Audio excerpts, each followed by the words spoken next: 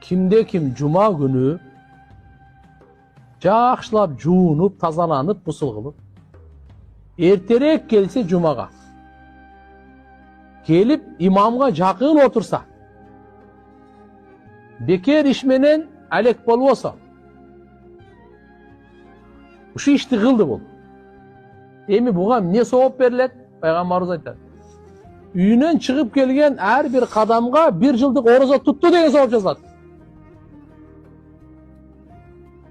Үйүнөн басып келген мечитке чейин канча кадам таштадыңыз, ар бир кадамыңызга 1 жылдык орозо тутту. 365 күн орозо тутту сооп.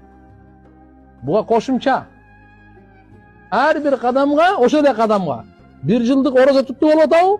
1 жыл түнү бою уктабай ибадат кылып чыкты деген сооп жазат.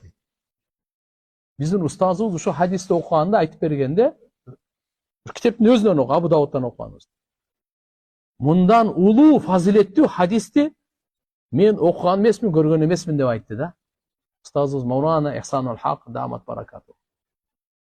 Иншалла караңыз, жума күнү ушундай улуу соопторду берет экен.